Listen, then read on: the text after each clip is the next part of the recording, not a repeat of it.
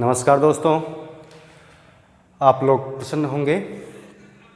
हमारी जो आज क्लास होगी वह उच्च न्यायालय हाई कोर्ट पर होगी और ये कहाँ से कहाँ तक है पहले तो ये जान लें।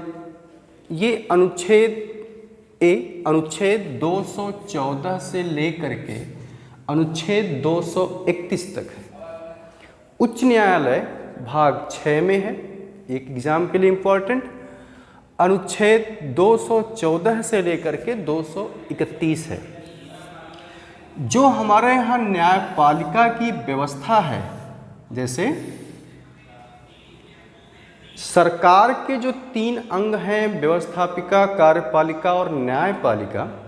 व्यवस्थापिका जो देश के लिए कानून बनाती है, कार्यपालिका जो उन नियमों को लागू कराती है, और न्यायपालिका कार्यपालिका और विधायिका के द्वारा बनाए गए नियमों की जांच करती है। तो हमारे देश में तीनों अंगों को कार्यों का विभाजन किया गया है और प्रत्येक अंग चेक करता है। हमारे यहाँ चेक एंड बैलेंस थ्योरी है, नियंत्रण और संतुलन का सिद्धांत है। तो हमारे यहाँ जो न्यायपालिका की संरचना है वह समेकित है, इंटीग्रेटेड है, एकीकृत है, समेकित है। एग्जाम में पूछा गया प्रश्न है, इंटीग्रेटेड है, समेकित है, एकीकृत है। सबसे नीचे बेस आप देखिए चौड़ा है, यहाँ पर है अधीनस्थ न्यायालय। जैसे ऊपर जाते हैं तो बेस छोटा हो रहा है। यहाँ पर है उच्च न्यायालय और सबसे ऊपर देश के लिए सर्वोच्च न्यायालय, जिसको आप कहते हो सुप्रीम कोर्ट, सर्वोच्च न्यायालय। उच्च न्यायालय उच्चतम न्यायालय और अधीनस्थ न्यायालय के बीच है। ये ध्यान देंगे कि उच्च न्यायालय सर्वोच्च न्यायालय के अधीन नहीं है। अधीनस्थ न्यायालय इन दोनों न्यायालयों के अधीन है, लेकिन उच्च न्यायालय सर्वोच्च न्यायालय के अधीन नहीं है। तो हमारा जो आज का चैप्टर है उच्च न्यायालय, अनुच्छेद 214 से लेकर 213, इस टॉपिक को डिफाइन करने से पहले कुछ छोटी छोटी बातों को पहले हम जान लें, जो आपके लिए काफ़ी इम्पॉर्टेंट होगा। आप पॉइंट में नोट कर लेंगे। नंबर 1, देश में एट द टाइम उच्च न्यायालयों की संख्या कितनी है, तो वो आप बता दोगे साहब इस समय 25 हाई कोर्ट हैं। पहला आपके लिए 1 नंबर का प्रश्न ऑब्जेक्टिव प्रश्न में कि भारत में उच्च न्यायालयों की संख्या इस समय कितनी है, तो आप बता दोगे 25। दूसरा,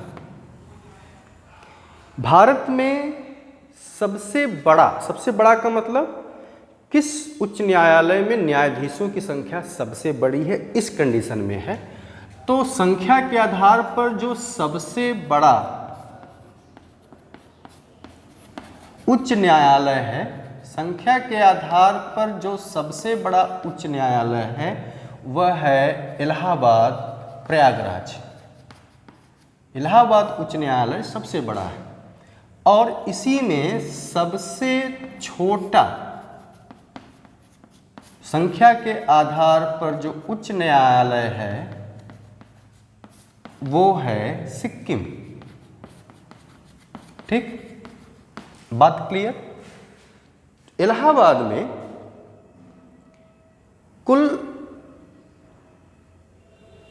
इलाहाबाद सबसे बड़ा होगा और सिक्किम जो है दोस्तों वह सबसे छोटा उच्च न्यायालय है। ठीक है, अब इसमें आगे देखते हैं किन राज्यों में। नंबर 3, किन राज्यों में उच्च न्यायालय नहीं है, तो गोवा, अरुणाचल प्रदेश, नागालैंड, गोवा, अरुणाचल प्रदेश, नागालैंड और मिजोरम, ठीक है। यहाँ पर हाई कोर्ट माने उच्च न्यायालय नहीं है, ठीक, याद रह जाएगा। किन राज्यों में उच्च न्यायालय नहीं है? तो 4 राज्य ऐसे हैं जहां पर उच्च न्यायालय नहीं है, गोवा, अरुणाचल, नागालैंड और मिजोरम, ठीक। आगे चलते हैं। नंबर 4 सबसे, अभी मैं केवल छोटे छोटे बातों को बता रहा हूं, फिर इसके बाद हम अनुच्छेद के अकॉर्डिंग कॉन्सेप्ट पर चलेंगे। इसके बाद नंबर 4 पे चलते हैं, पॉइंट में नोट कर लेंगे कि सबसे प्राचीनतम उच्च न्यायालय या सबसे पुराना उच्च न्यायालय कौन से हैं? तो इसमें कलकत्ता, बंबई और मद्रास, ये सबसे प्राचीनतम उच्च न्यायालय हैं। इनकी स्थापना जो हुई थी वह 1862 ईस्वी में हुई थी, ठीक है। इसके बाद जो अगला प्राचीनतम है वो है इलाहाबाद। इलाहाबाद जो उच्च न्यायालय है उसकी स्थापना 1864 ईस्वी में हुई, ठीक। तो कलकत्ता, बंबई और मद्रास आज़ादी के पहले के उच्च न्यायालय हैं, 1862 में इनकी स्थापना हुई और इलाहाबाद की स्थापना 1864 में हुई। नंबर 5 कौन से ऐसे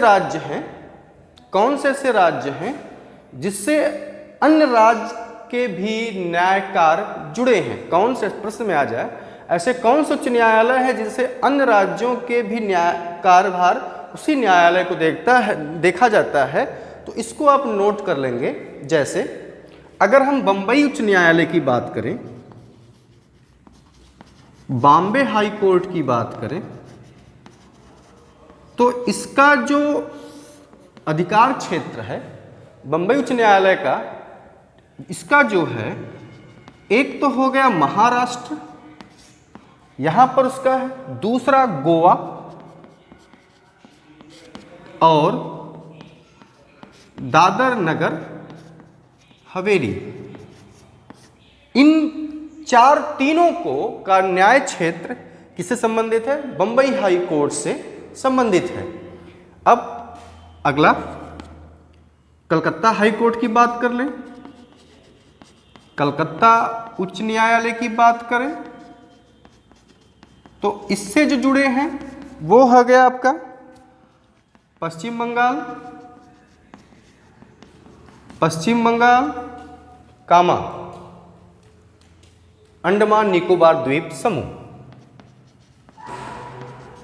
अंडमान निकोबार द्वीप समूह।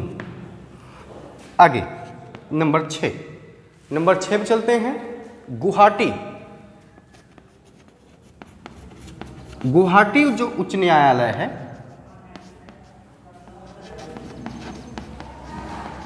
ये जुड़ा है, इसके अधिकार क्षेत्र में आता है असम की राजधानी भी है, असम,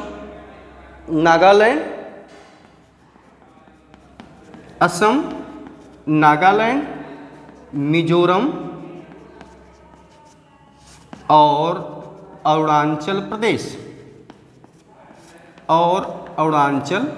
प्रदेश, ठीक। नंबर 7 हम ऊपर से मिटा देते हैं। नंबर 7 ये आप नोट कर लेंगे, बहुत इंपॉर्टेंट है। नंबर 7 पे चलते हैं। नंबर 7 केरल के अंतर्गत नंबर 7 केरल उच्च न्यायालय में केरल और लक्षद्वीप। नंबर 8 पॉइंट में मद्रास,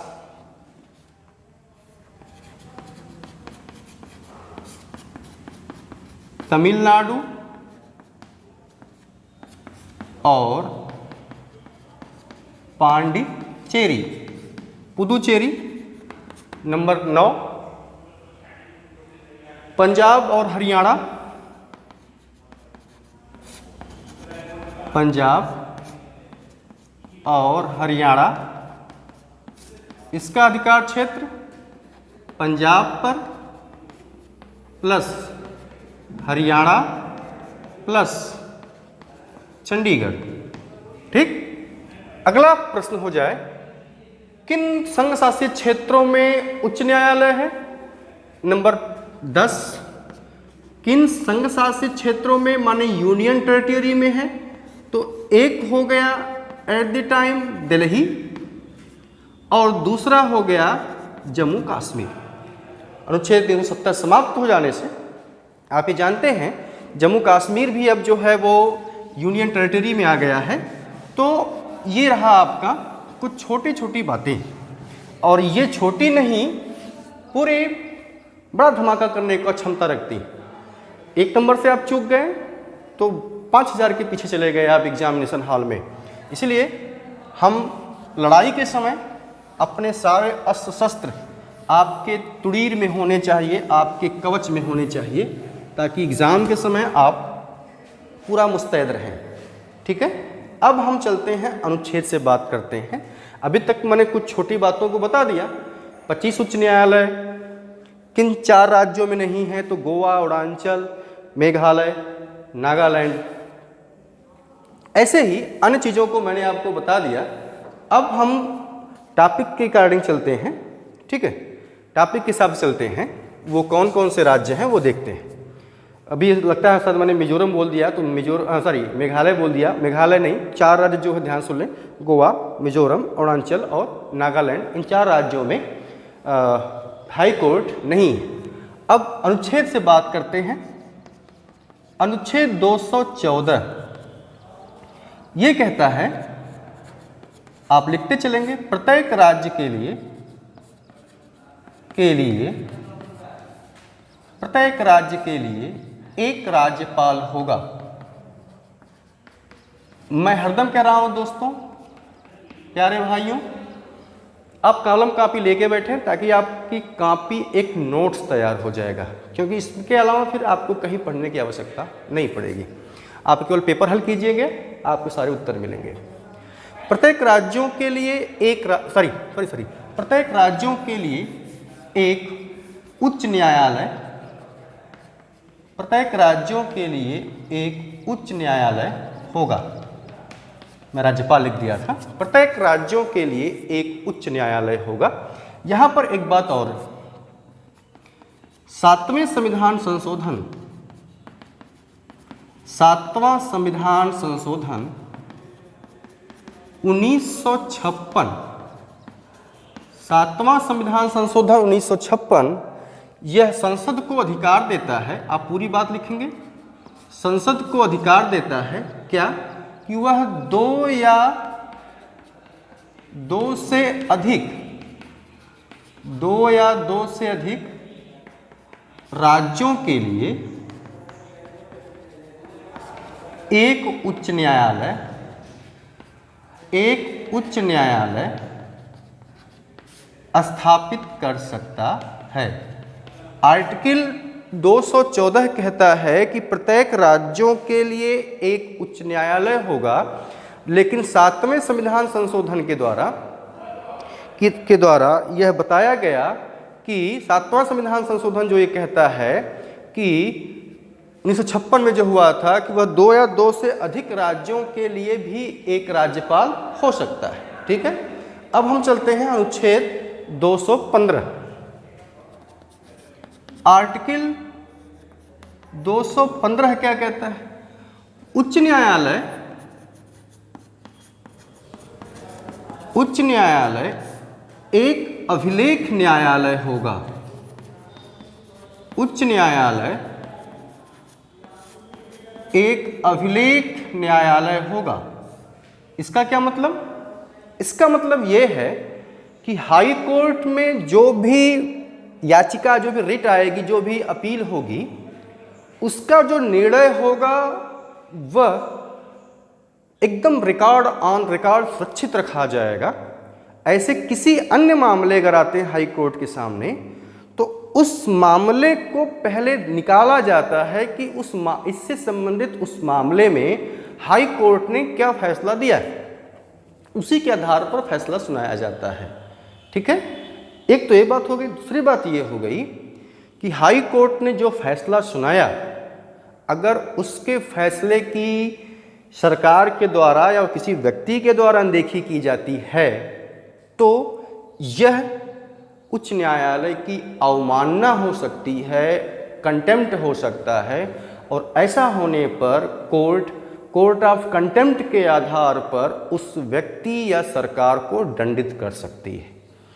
तो एक अभिलेख न्यायालय में मैंने दो बातों को बताया, एक तो ऑन रिकॉर्ड इसकी बातें सुरक्षित रखी जाती हैं, दूसरी हाई कोर्ट के फैसलों का अगर कोई उल्लंघन करता है तो ये कोर्ट की अवमानना होती है और कोर्ट उसको दंडित कर सकती है। ठीक है, आगे चलते हैं। अनुच्छेद 216 ये काफ़ी इंपॉर्टेंट है। आर्टिकल 216 क्या कहता है कि उच्च न्यायालय का गठन एक मुख्य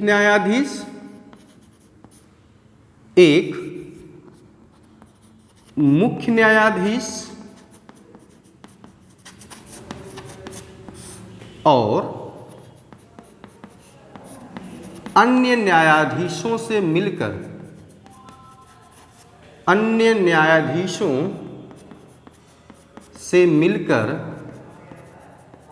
बनेगा। अब यहां पर ध्यान दें कि न्यायाधीशों की संख्या निश्चित नहीं की गई है, ये एग्जाम में प्रश्न है। जैसे सुप्रीम कोर्ट में न्यायाधीशों की संख्या है 32, 1 + 31, वैसे यहां पर व्यवस्था नहीं है। यहां पर केवल ये लिखा जाता है कि एक मुख्य न्यायाधीश होगा और अन्य न्यायाधीश हो सकते हैं।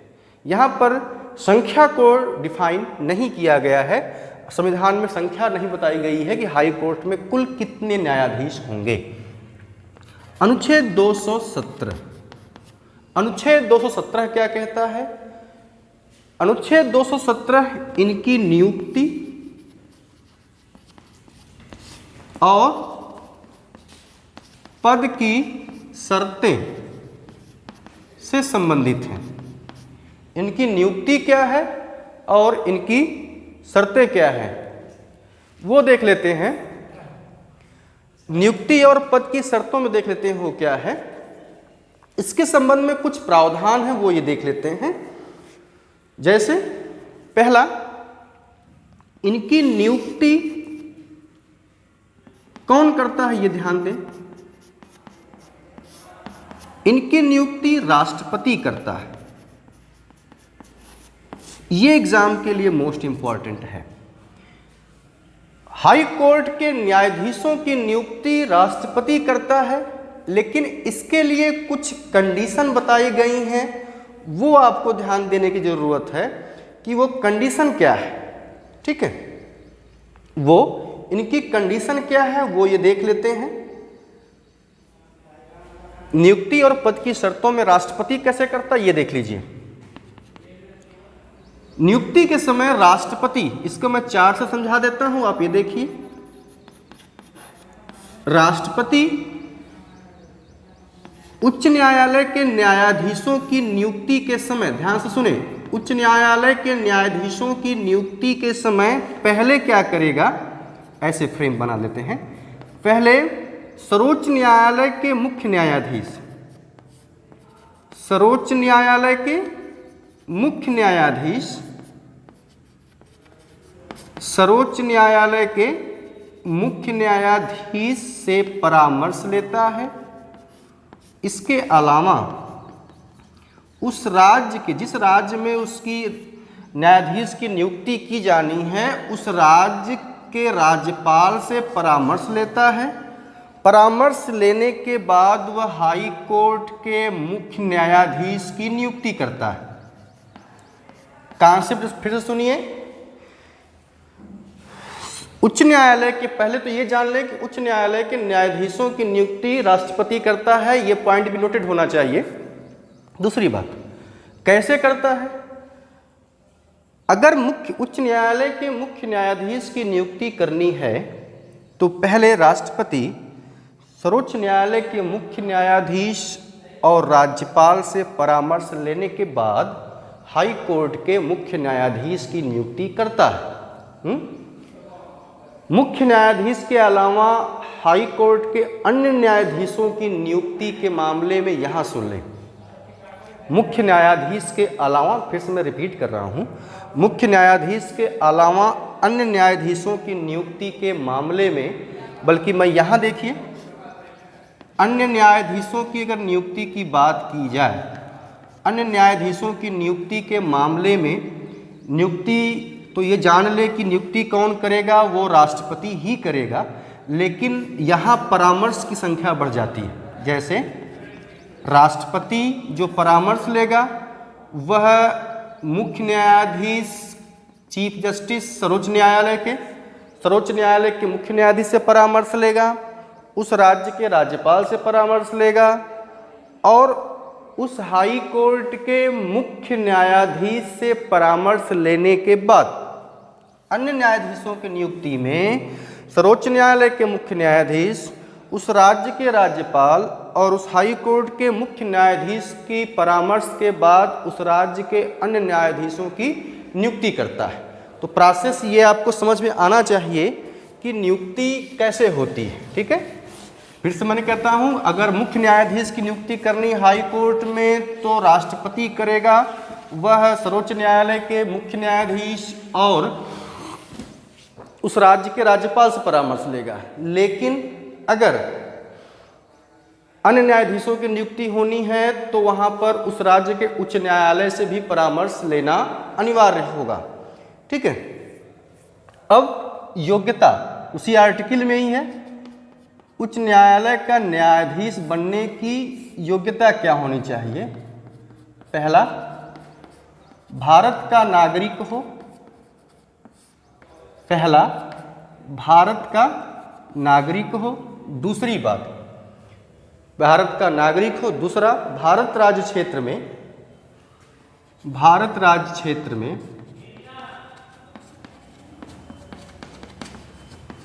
कम से कम 10 वर्ष तक न्यायिक, कम से कम 10 वर्ष तक न्यायिक पद पर रहा हो, या दोनों नहीं, या दम रहा हो, या किसी उच्च न्यायालय में, किसी उच्च न्यायालय में लगातार 10 वर्ष तक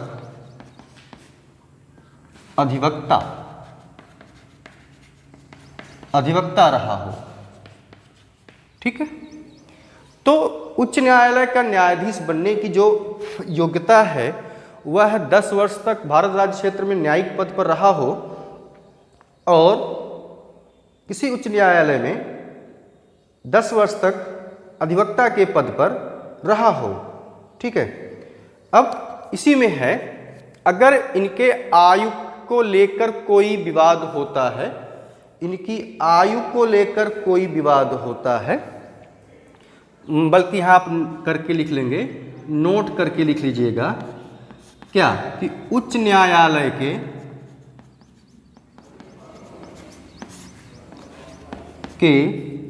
न्यायाधीशों का आयु के लेकर कुछ विवाद होता है तो उसका निपटारा राष्ट्रपति करेगा। मतलब अंतिम निर्णय किसका होगा? राष्ट्रपति का होगा, लेकिन ये जो राष्ट्रपति निर्णय देगा वह निर्वाचन आयोग के परामर्श से देगा। पॉइंट आप नोट कीजिए, उच्च न्यायालय के न्यायाधीशों की आयु को लेकर अगर कुछ विवाद हो जाता है तो उस पर अंतिम निर्णय राष्ट्रपति का होगा, लेकिन यह निर्णय राष्ट्रपति जो देगा वह निर्वाचन आयोग के परामर्श देगा। ठीक है, ये तो योग्यता हो गई। नियुक्ति मैंने बता दिया। पद त्याग क्या है ये देखिए, ये किसी भी एग्जाम के लिए बहुत इंपॉर्टेंट है। नंबर 1, स्वेच्छा से राष्ट्रपति को अपना त्याग पत्र दे सकता है, राष्ट्रपति को अपना त्याग पत्र दे सकता है। बी, 62 वर्ष की आयु पूरी कर चुका है। अब यहां पर आपके लिए प्रश्न है कि उच्च न्यायालय का न्यायाधीश कितने वर्ष तक, अपनी आयु के कितने वर्ष तक बना रह सकता है पद पर, तो वो 62 वर्ष तक। अगर सर्वोच्च न्यायालय पूछे तो वहाँ पर 65 वर्ष। यही थोड़ा सा अंतर समझिएगा। सर्वोच्च न्यायालय में रिटायरमेंट की उम्र न्यायाधीशों की है 65 साल और हाई कोर्ट में न्यायाधीशों के रिटायरमेंट की उम्र है 62 वर्ष। ठीक है। इसके अलावा सी, साबित कदाचार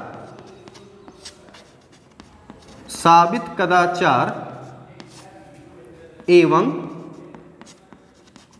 असमर्थता, साबित कदाचार एवं असमर्थता के आधार पर पद से हटाया जा सकता है। अब दोस्तों, साबित कदाचार एवं असमर्थता का यह प्रोसेस वही है जो सर्वोच्च न्यायालय के न्यायाधीशों के संबंध में हाई कोर्ट के न्यायाधीशों के हटाने का प्रोसेस वही है। माने अनुच्छेद 217, ये आर्टिकल 217 के 1 में है कि उच्च न्यायालय के न्यायाधीशों को हटाने का जो प्रक्रिया होगी वह साबित कदाचार एवं असमर्थता है, और यह प्रक्रिया वही है जो सर्वोच्च न्यायालय के न्यायाधीशों को हटाने की है। यह प्रक्रिया वही है जो सर्वोच्च न्यायालय के न्यायाधीशों को हटाने की है। सर्वोच्च न्यायालय के न्यायाधीशों को हटाने, यह प्रक्रिया वही है जो सर्वोच्च न्यायालय के न्यायाधीशों को हटाने की प्रक्रिया है। अर्थात जो सर्वोच्च न्यायालय के न्यायाधीशों के हटाने की प्रक्रिया का वर्णन जहां पर है वो है अनुच्छेद 124 का 4। ठीक है। अभी इसको मैं डिटेल करता हूं, ये बहुत इंपॉर्टेंट है, इसको मैं बताता हूं। एक जगह और है डी, ये हटाने का प्रक्रिया में बता रहा। एक तो स्वेच्छा से त्याग पत्र दे दे, 62 वर्ष की आयु हो जाएगा तो अपने आप रिटायर हो जाएगा। इसके अलावा साबित कदाचार एवं असमर्थता के आधार पर उसको पद से हटाया जा सकता है। डी, अगर उसकी नियुक्ति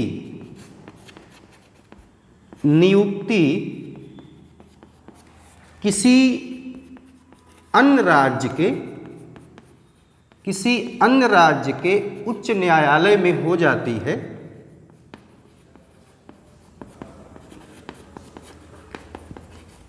तो यहां पद जो है उसका रिक्त हो जाएगा। ऑलरेडी वो जहां पहले था वहां से उसका अगर स्थानांतरण किसी राज्य के अन्य उच्च न्यायालय में हो जाएगा, जो वहां पर पहले है स्थान पर था, वो पद क्या हो जाएगा, रिक्त हो जाएगा। ठीक। अब हमको इसको डिफाइन करना है, ये प्रक्रिया। बाकी सब तो केवल रटने की जरूरत है, लेकिन इसको थोड़ा सा समझने की जरूरत है। ये देखिए, इसकी कुछ कंडीशन देख लें। माने अब इसको देखिए, अनुच्छेद 217(1) में प्रोसेस जो है उच्च न्यायालय के हटाने की प्रक्रिया जो दिया गया है वह साबित कदाचार एवं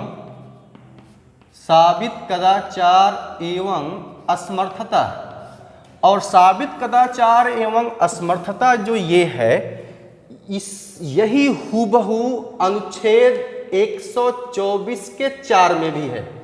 तो एक साहब 124 का 4 क्या है, तो वो है सर्वोच्च न्यायालय के न्यायाधीशों को हटाने की प्रक्रिया, जिसको कहा जाता है साबित कदाचार एवं असमर्थता, और जिसको कहा जाता है महाभियोग, इम्पीचमेंट। माने जो अनुच्छेद 217 के अकॉर्डिंग सर्वोच्च न्यायालय के न्यायाधीशों को हटाने की प्रक्रिया है, वही प्रक्रिया सर्वोच्च न्यायालय के न्यायाधीशों की हटाने की है। तो यहाँ तो मैं बताऊंगा ही, इसके अलावा आपसे निवेदन करूंगा जो लोग आज हमारी वीडियो देख रहे हैं वो सर्वोच्च न्यायालय की भी वीडियो देख लें तो कॉन्सेप्ट और क्लियर हो जाएगा। देखिए इसकी प्रक्रिया में क्या है। साबित कदाचार एवं असमर्थता के आधार पर जो हटाने का जो प्रावधान है, यह प्रस्ताव जो लाया जाएगा, पहले ये जान लें, यह प्रस्ताव जो लाया जाएगा वह संसद में लाया जाएगा। ठीक है, संसद में लाया जाएगा प्रस्ताव। ठीक, संसद में अगर यह प्रस्ताव लाया जाता है, अगर यह लोकसभा में लाया जाएगा तो उस प्रस्ताव पर 100 सदस्यों का समर्थन होना चाहिए। मतलब इस प्रस्ताव पर 100 सदस्यों का समर्थन होना चाहिए, या अगर यही राज्यसभा में लाया जाता है तो इस पर 50 सदस्यों का समर्थन होना चाहिए, पहली कंडीशन। ठीक। बी, अगर साबित कदाचार का जो असमर्थता का प्रस्ताव जो होगा कहाँ से पास होगा? संसद से। माने हाई कोर्ट और उच्च न्याय, हाई कोर्ट और सुप्रीम कोर्ट को न्यायाधीशों को हटाने की शक्ति किसके पास है? तो संसद के दोनों सदनों को है। अगर यह प्रस्ताव लोकसभा में लाया जाता है तो 100 सदस्य, राज्यसभा में लाया जाता है तो 50 सदस्यों की बात होती है। ठीक है। नंबर 2, अगर यह प्रस्ताव लोकसभा में आता है तो अध्यक्ष, राज्यसभा में आता है तो सभापति के पास ये अधिकार है कि प्रस्ताव को स्वीकृत कर दे, प्रस्ताव को अस्वीकृत कर दे, मना कर दे, स्वीकार करने से मना कर दे, जैसा दीपक मिश्रा के मामले में वेंकैया नायडू जी ने किया था। ठीक है। सी, नंबर 3, उसके पास अधिकार है। नंबर सी की बात करते हैं। अब इस प्रस्ताव की जांच के लिए, प्रस्ताव की जांच के लिए एक 3 सदस्यीय समिति गठित होगी। 3 सदस्यीय समिति गठित होगी।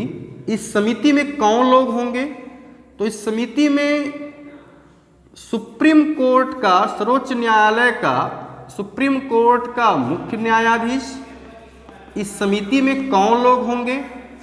तो सुप्रीम कोर्ट का मुख्य न्यायाधीश, आगे हाई कोर्ट का मुख्य न्यायाधीश और एक प्रख्यात न्यायविद होगा जो इस प्रस्ताव के साबित कदाचार असमर्थता के प्रस्ताव की जांच करेगा। ठीक है दोस्तों। आगे, अब समिति जांच में अगर यह पाती है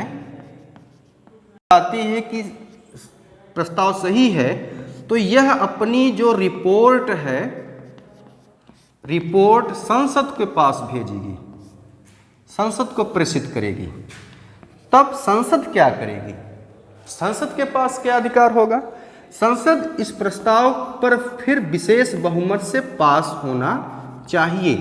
और तो विशेष बहुमत के लिए प्रक्रिया क्या है? वह है सदस्यों की संख्या के बहुमत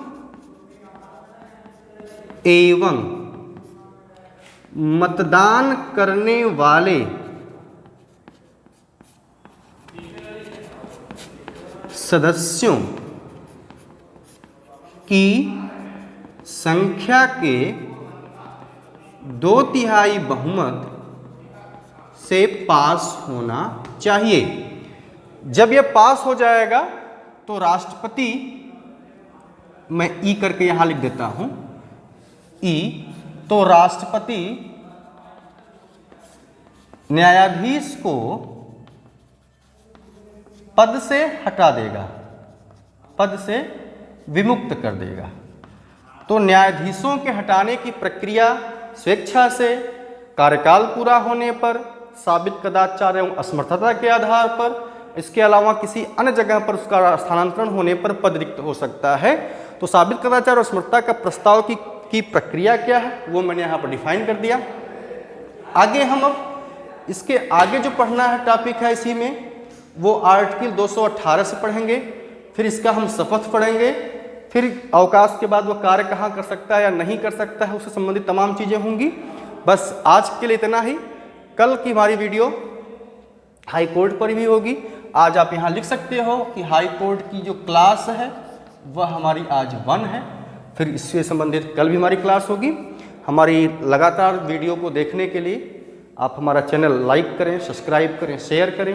हमारा चैनल है, आपका चैनल है unique academy Indian polity. Thank you, धन्यवाद।